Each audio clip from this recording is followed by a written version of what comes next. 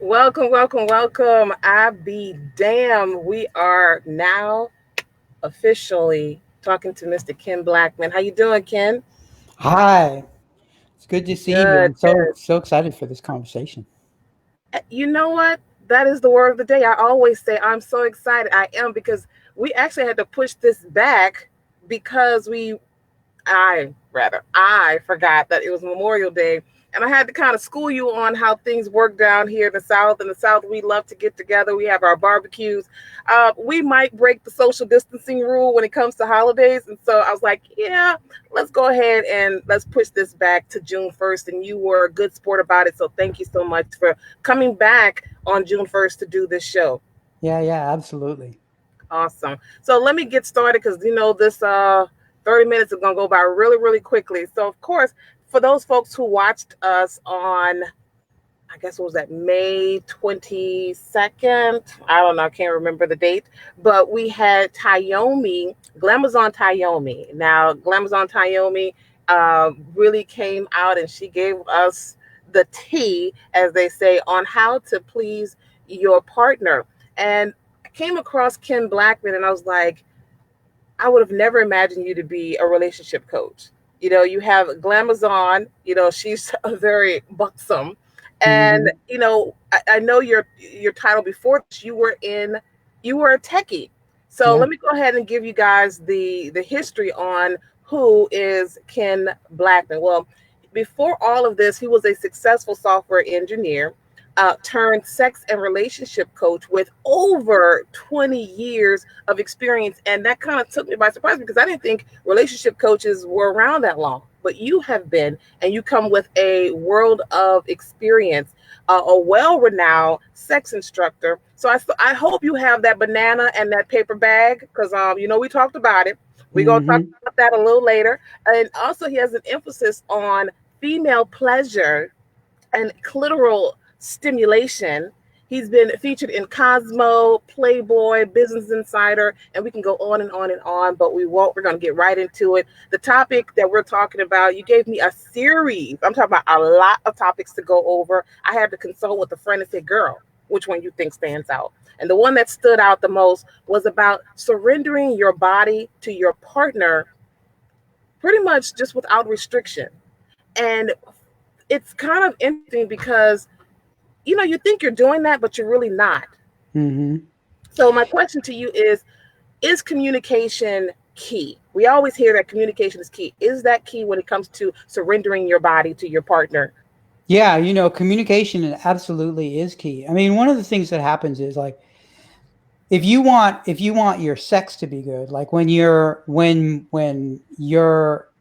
having intercourse, if you want that to be good, you have to know how each other's bodies work. So if you can't get your partner off just you putting your attention on them, if they don't know how to get you off really well just putting their attention on you, then it's not going to work when you're having sex. So what I recommend people do is just try going one at a time and make sure you have mastery over your partner's genitals, right? Like, Mm-hmm. and this is what I mean when I say surrender. Like, if your partner puts their attention all on you and your body and your pleasure, to where they can get you off better than you can get yourself off. But to get to that, that's what we all want. But to get to that place, there's got to be a lot of talking, a lot of honesty, a lot of truth where it might be uncomfortable to tell the truth. Right. So something you mentioned, and I've been following some of your work, and women and men, they always say women are from Venus, men are from Mars, which means we have our own very different type of language, right? Hmm. Women, I think we talk with our bodies, so we may not Hmm. tell you.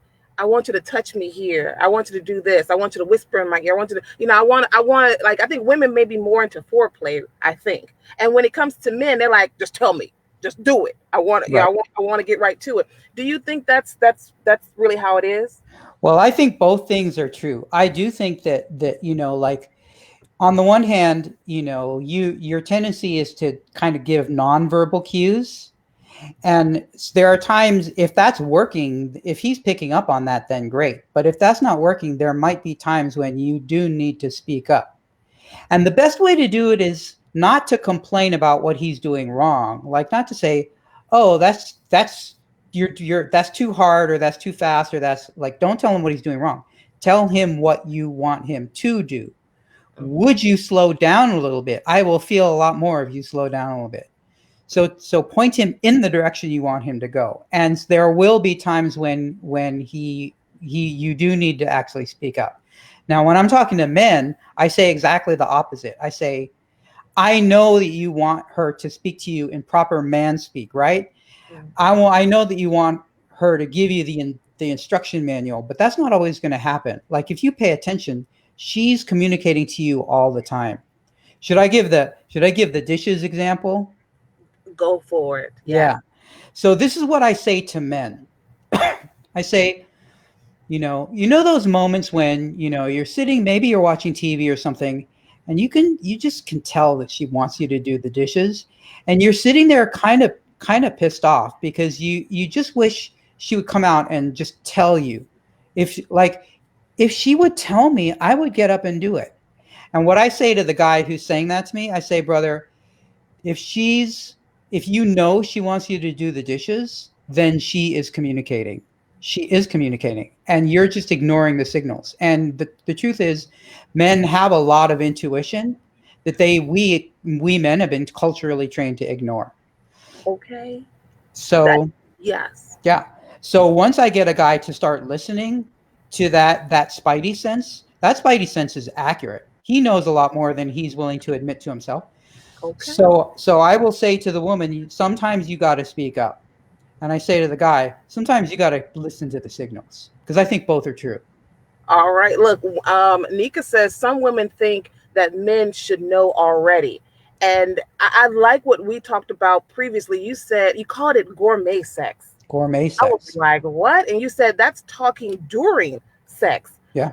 I mean, sex shouldn't always just be, for lack of better words, just savagery. You should be able to really communicate. You should be saying, no, do this, do that, or this makes me feel better. I mean, it doesn't take away from the experience, right? This has a lot to do with, like, if you're within a long-term relationship, if you're with a partner and you guys have made a decision, you're gonna be together for a while. Do you know what I mean? Like, you're committed to this person. You're gonna spend the rest of your life getting to know this person, and you could, if you both want to, you could spend the rest of your life having your sex life get better and better and better.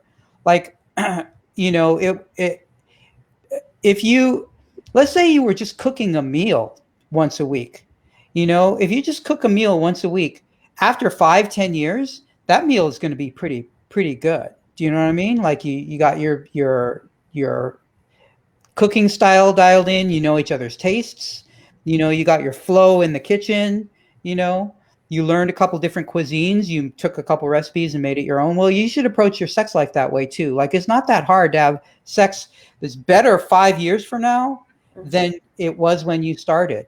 But in order to do that, you guys are gonna have to collaborate. You're gonna have to collaborate. Okay, so here's Scala who has a question for you. He said, should that happen after as a reflection or before as preparation? Seems like during would interrupt the mood. Okay. Here's the thing. Now, I think it should be happening before, where you guys are talking about what you like and what you don't like, because that can be a turn on in itself. I think it should happen after, where you look back and you remember those memorable moments where something felt really good. And I do think it should happen during, and here's why. Women have been culturally trained to think that they're to go into the mode where they're having sex for the guy. That is just, there's so much cultural conditioning. If you look at movies, that sex you see is going to be fun for the guy. It's not going, it's not necessarily going to be fun for her. So what's left out of that equation is how much men enjoy women's actual pleasure. So if she goes into a mode where she's just keeping her mouth shut because he's really into it, he's going at it, and so something doesn't quite feel right to her, but she's just going to kind of keep her mouth shut, he is missing out, because a guy can tell the difference between a woman who's putting on a show and a woman who is really getting off that well for real, if he's ever experienced that. Right. So you got to get him into the territory where he's getting you off that well for real so that he can see what that feels like. He will never, ever, ever want you to put on a show again. He will be dedicated and obsessed to what it takes to have your body feel that good because it feels that good to him. So Right. there has to be, like I tell women, unless it's feeling as good to you as it is to him, you got to speak up so that he knows. Because when he starts giving you that much pleasure for real, he's going to feel the difference. It's going to be better for both of you. You said something that you said culturally we've been conditioned, women have been conditioned. But when we talked to you said really for men, it like you just show up and he's happy, right? I mean, he really gets off on pleasuring the woman Yeah. most times. So men's machinery isn't that hard to operate. It's I would really say, not. yeah. Like if it was that simple, we would do it ourselves and we wouldn't need women at all. So what's the missing ingredient there? It's that connection. It's it's sharing that experience with another human being. That is really the thing that we're hungry for.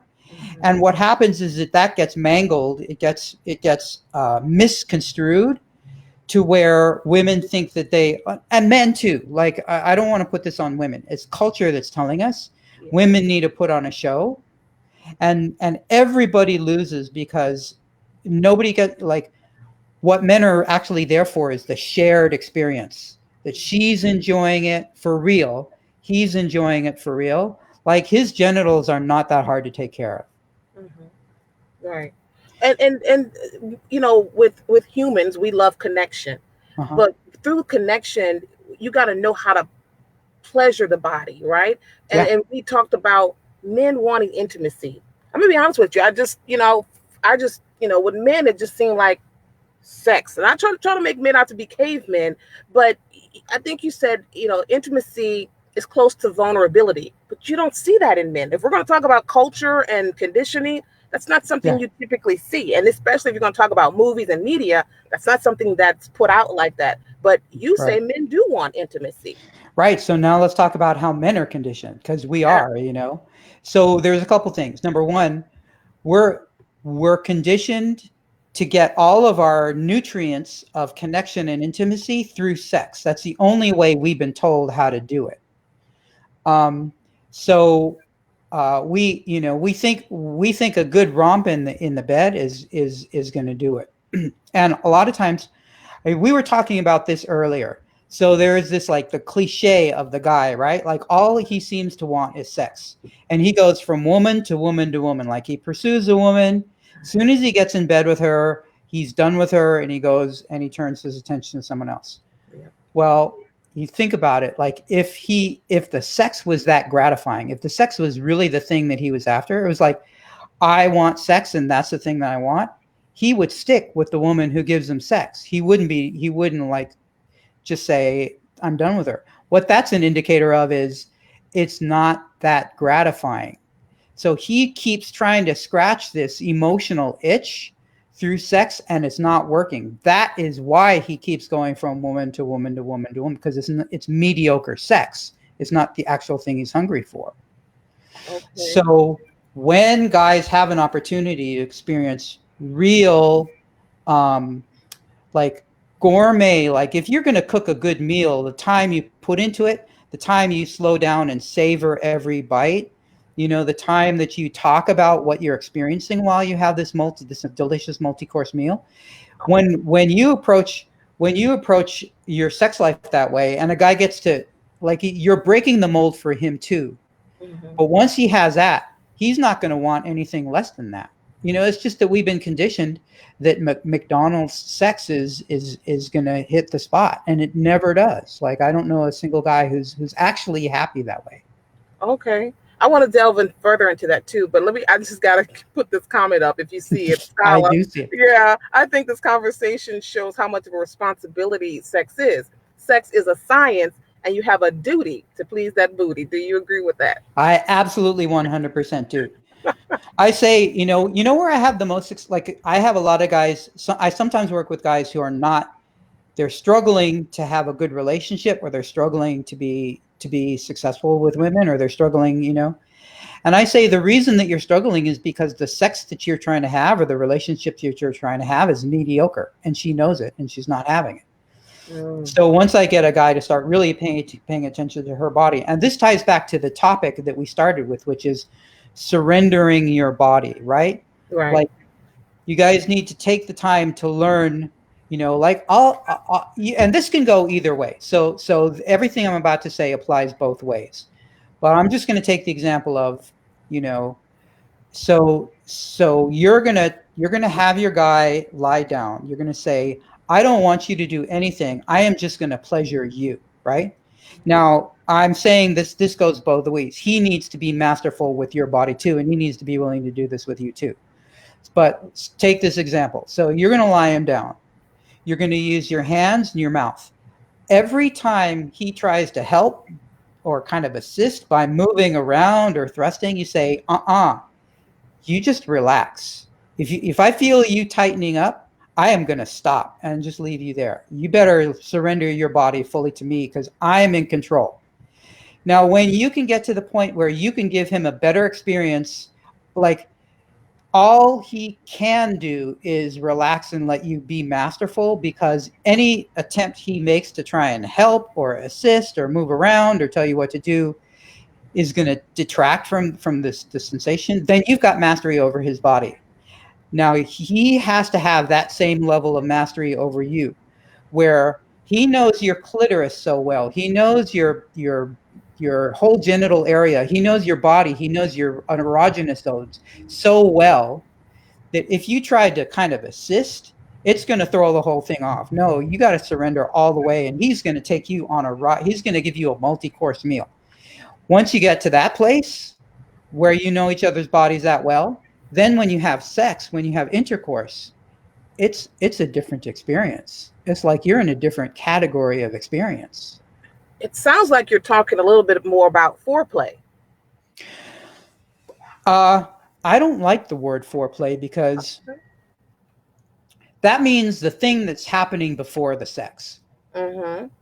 And I think the whole, like, The whole a thing. good hand job, a good blow job, a good, pussy sucking, like, that is a complete experience unto itself. Okay. So it's a shared experience. It's not, oh, I'm just going to do this thing to get your body warmed up so that we can get to the thing. No, I'm talking about making that when you can make that a complete experience, then when you get to intercourse, you're at a whole nother level. That's if you get there. I If mean, you get there, if you get there. So right? I get what you're saying. So But really, I don't believe in, like, going around the bases, or having it be some kind of, like, I'm the flirting should be fun. The undressing should be fun. Most of the things we put in the category of foreplay, they should be complete experiences for themselves. So okay. So I would never use that word again. You don't got. I'm losing vocabulary words. Ain't that something? You change it up to English language. I just want to just highlight what some of the ladies and gents are saying. Tanya Washington says we ladies can use our spidey senses to learn also, and that's something I want to ask you. Do you think women, to say women, we have this innate ability and we, use our intuition? Is that true for women? I mean, or how do we read a man if we're, trying to learn a man? well, so I think women have had more permission and been, like, culturally, like, it's more expected that a woman is going to be using her intuition. But I think her intuition is more finely tuned than a man, because he doesn't he's been trained not to use it. He's been trained to be rational. He's been trained to be logical. He's been trained not to listen to his emotions. They get in the way. He's been trained that his value is in his productivity.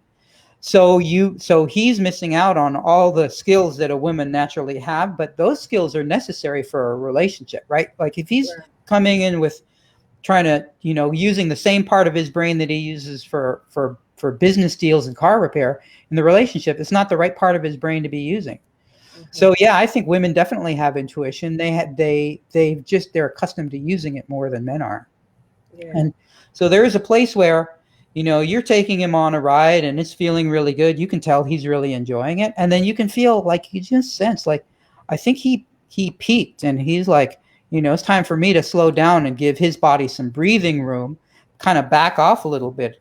Let him start wanting the next thing I'm going to do, like give it, like, it's a pacing thing. It's like you know, Look, I'm with Tammy and Tranisha, who say yes, I enjoyed it just as much as they do. Take his soul. I mean, yeah, I'm not gonna lie, it's a part of the challenge. It's like, I'm going to render you helpless.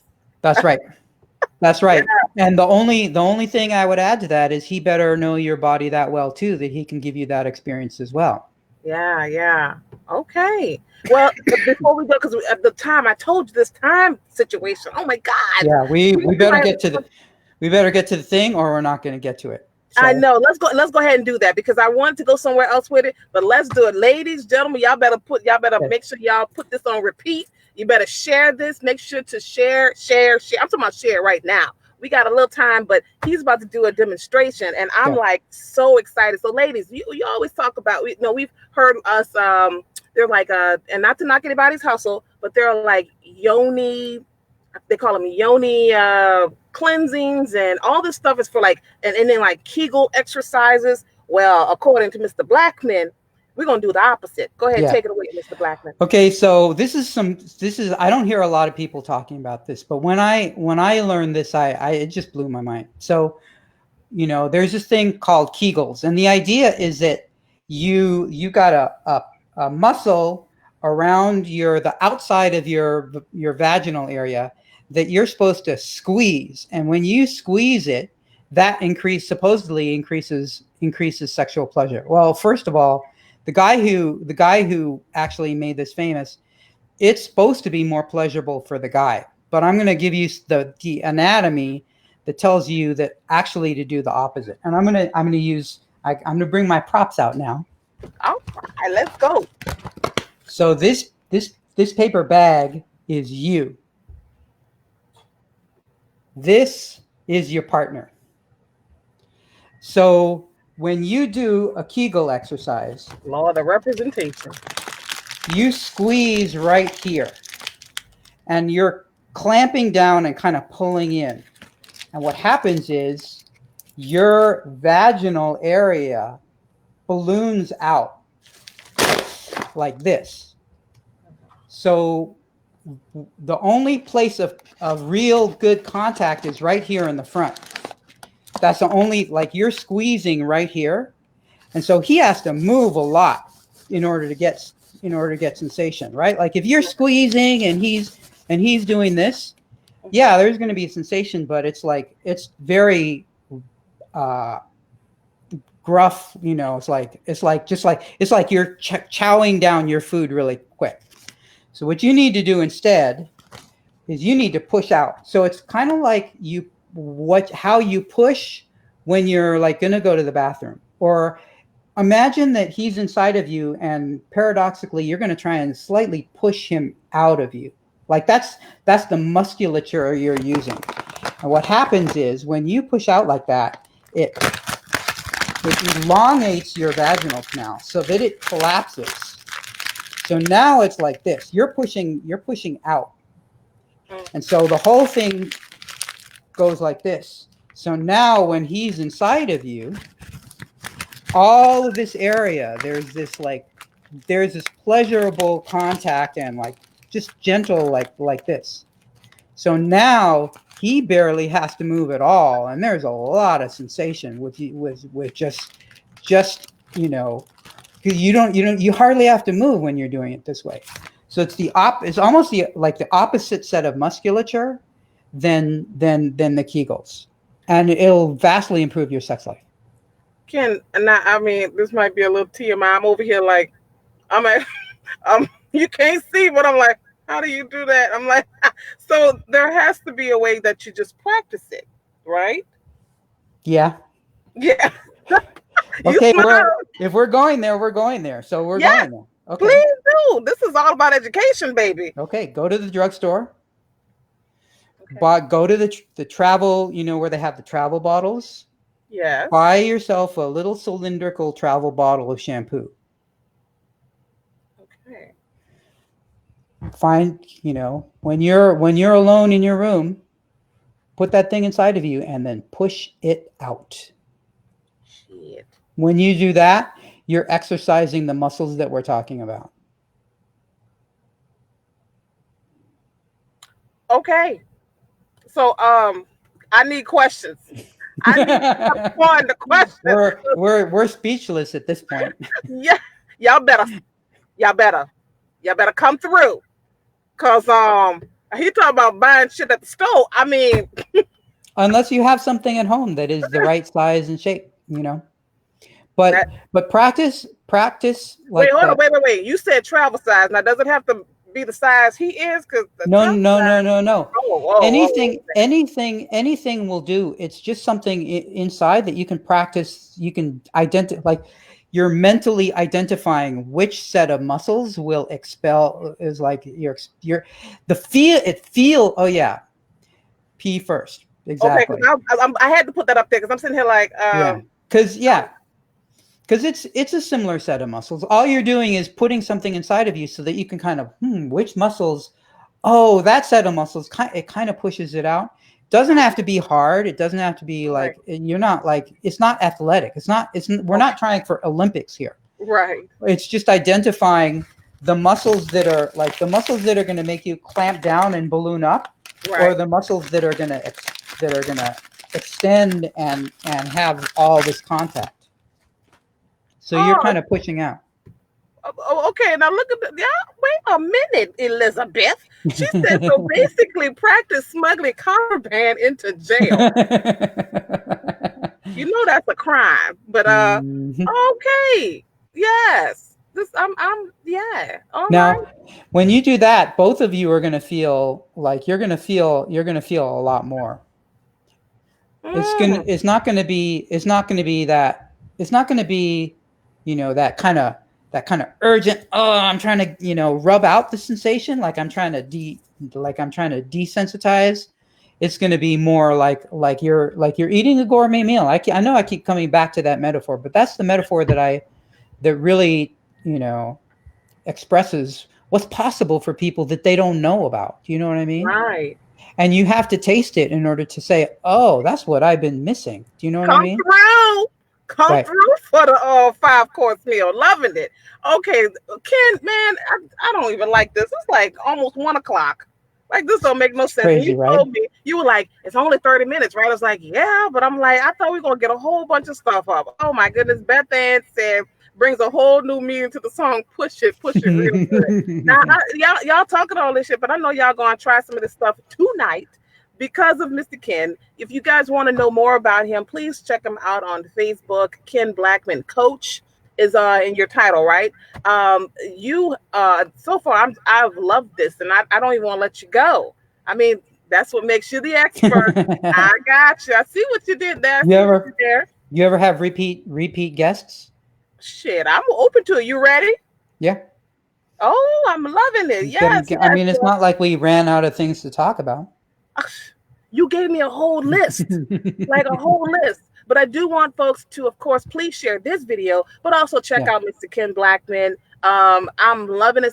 Look, Yeah. and it's all about education. It's not all about entertainment. It really is about education and being informed. I think Mr. Scholar Gohard actually made this a word, edutainment. So you get a little bit of all of that in there. So it's time now for, you guys know the time. It is rapid fire. You ready? Lay it on me. All right. So we're going to go through them really quickly. The first question is, I got to put it up there. What's something you wish people automatically knew about you? Meaning, like, if you had to put it on a T-shirt, what would it say? Oh man.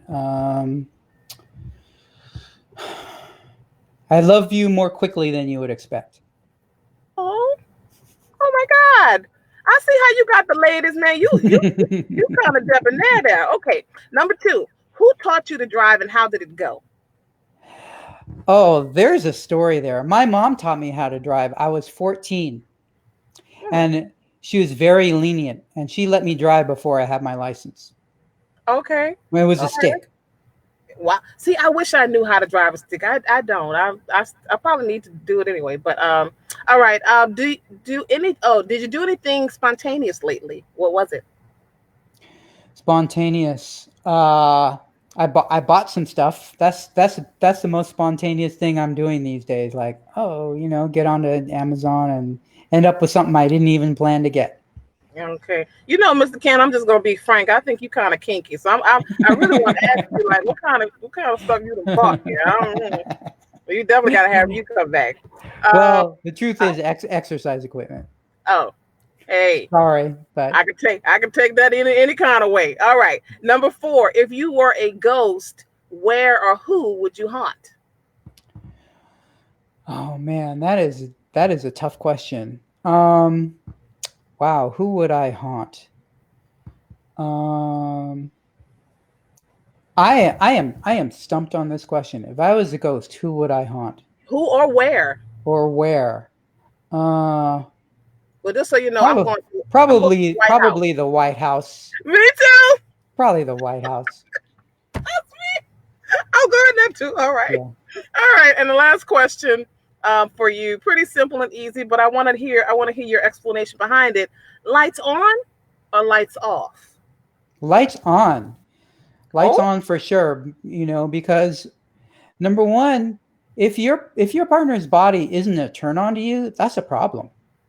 Number two, like, see, there are times when you guys are going to need to see what you're doing, if you want to get good at it. come through, boo. I'm loving it. Oh man, and we're already over time. So, and I know you have you have clients come in pretty much all throughout the day. Again, thank you so much for giving us your time. Well, I this has think been so much fun. yeah, you have been well received by the crowd. But while we have you, I think Elizabeth is asking a link. I'll just put your name up because Oh, that's send them to my website, kenblackman.com. okay. There we go. And I'm gonna tell you some things that I've seen on your page. You've helped folks, in their relationships, but these are not just your. I mean, they're hetero relationships, but I think there was a gentleman who had two women. Yeah. Yeah, that was interesting. So Yeah. whatever you have going on, y'all make sure to hit them up if you have some questions. But also, as always, y'all make sure to come on back to I Be Damn Carpool Conversations every Monday at 12:30 p.m. Central Standard Time.